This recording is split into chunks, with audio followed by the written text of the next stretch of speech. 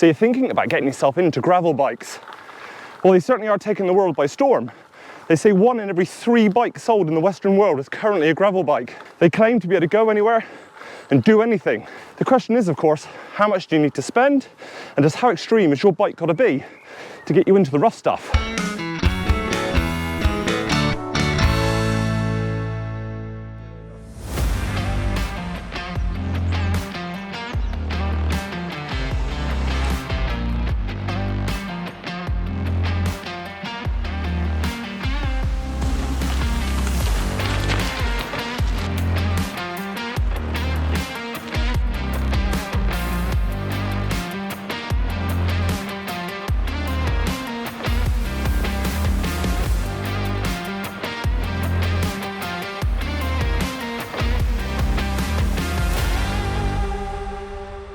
So I've actually been off the bike for about 2-3 months really, with me broken foot, as many of you remember. So one hill in, I'm already knackered.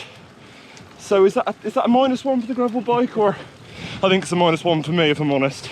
Aren't gravel bikes just road bikes with large knobbly tyres? I think in the early days that was probably very true. Gravel bikes, of course, started as a way to get road cyclists into the rough stuff without completely compromising their on-road riding experience. As great as mountain bikes are off-road, they do tend to be a bit miserable to ride on it. Their heavy frames and low gearing don't make them ideal candidates for high-speed A-roads. Of course, modern gravel bikes have moved on somewhat since then. They've taken the best elements of mountain bikes and kind of grafted them into the road frame.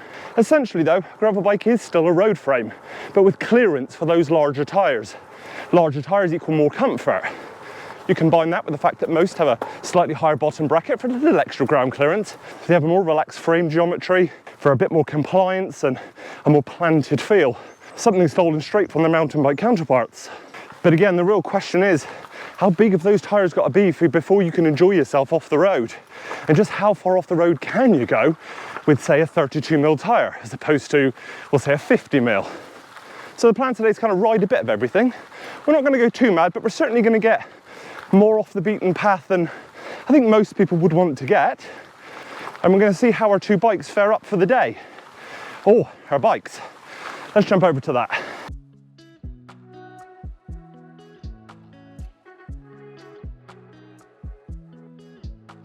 So what we've come out today with are 2, on the face of it, very similar looking bikes.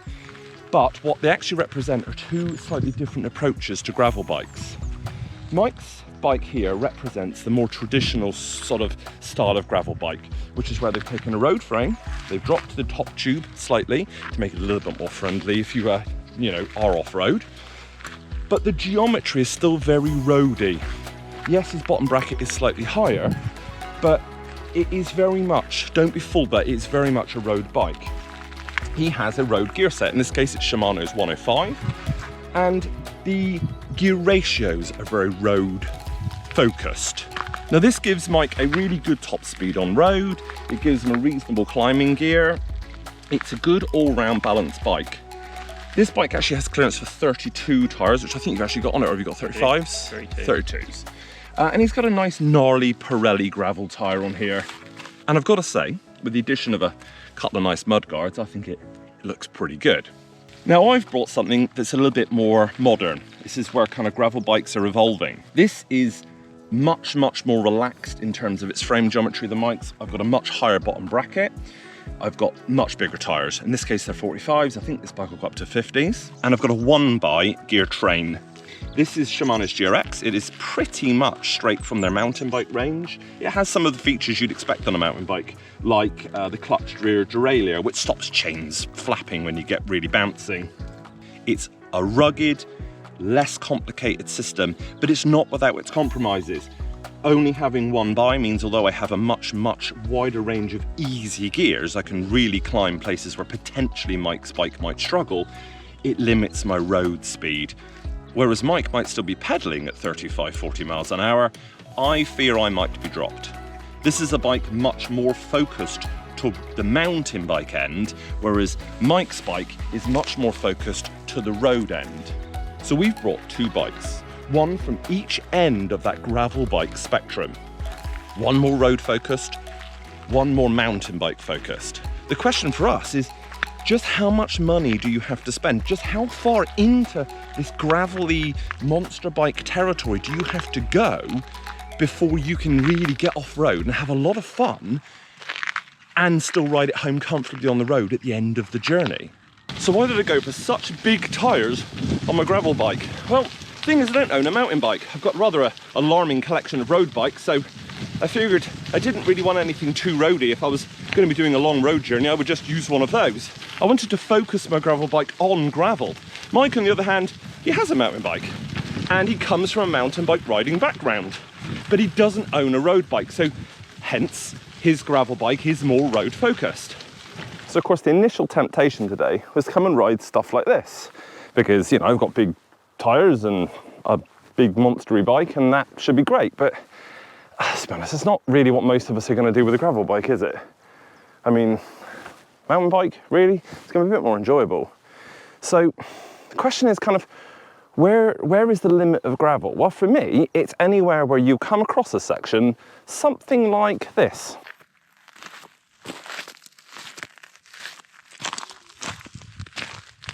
Now, if you come across something like that, you're carrying your bike. But a gravel bike, in theory at least, should be able to get me down that. And, well, Mike too. Let's see.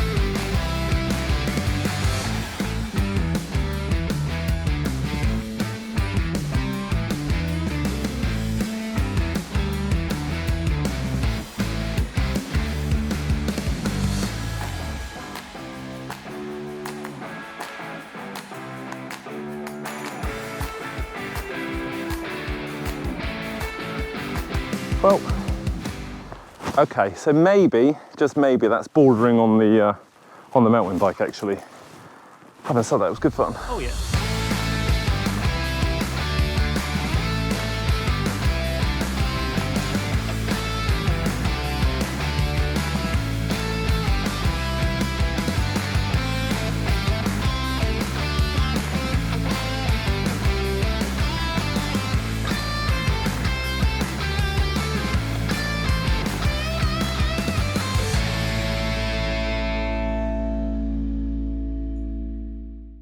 Oh mate, I definitely feel like that was a bit easier on my bum than it was on yours coming down through there. Well, you have got bigger tyres. There is that. I thought you had to pick your line a little bit more carefully than perhaps I would have. I think my experience helps.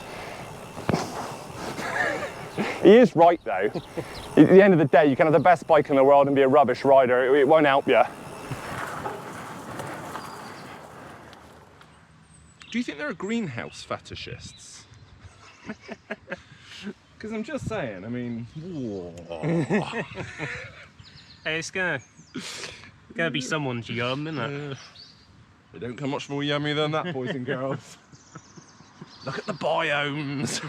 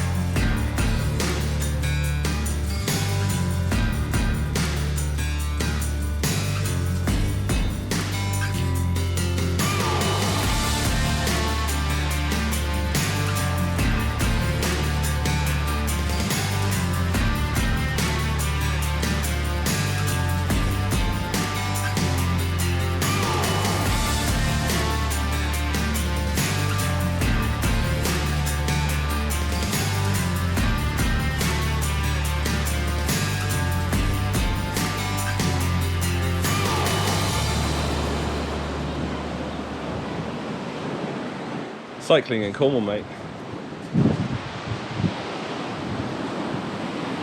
I mean, you make do, don't you? You make do. Yeah, it's all right.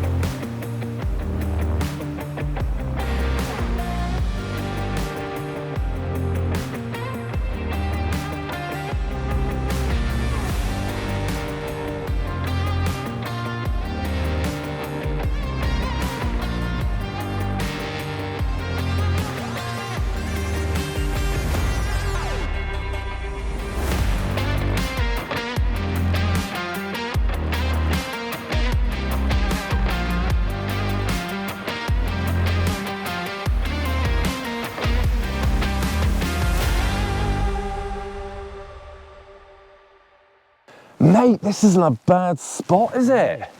Could have a picnic here. We could. We need ourselves a little red gingham blanket, one of those little wicker baskets, don't we? I'm not sure where we'd put it on our bikes, but mate, gravel bikes. Gravel bikes. I've always thought of them as like roadies putting their toe in the water of off-road.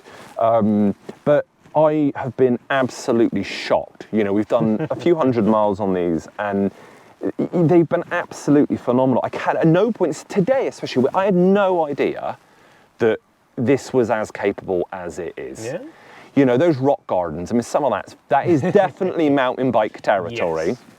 Yes. And it was absolutely fine. At no point did I feel like I needed more bike. That's good. You know, what more can I say? What really surprised me though was just that you were right behind me, and I thought that like, oh, he's on the little 32s, he's going to struggle, especially in the loose gravel and stuff. What was your experience like? It was great. It was brilliant fun. Really? Yeah. Okay, your bigger tyres might have made things more comfortable, but this was great. It was wonderful for doing that stuff. Dare I say? I mean, all right, I've done a few miles on this kind of thing, and my experience has been the same. But dare I say, even this is overkill for maybe someone getting started. If you wanted to get started into gravel riding, you could quite easily have something similar, but maybe go a bit cheaper, you know, something with Claris or Tiagra. 100%. I mean, Tiagra's a cracking group set. Oh, no, definitely. And I think the go anywhere idea, to me, it just makes sense. It just makes sense to be able to just go on the road, and it's not so much about being able to go anywhere as much as I don't have to choose when I leave home. Choice of, oh, let me just jump on that trail. And I think that it's that versatility that sells these bikes to me.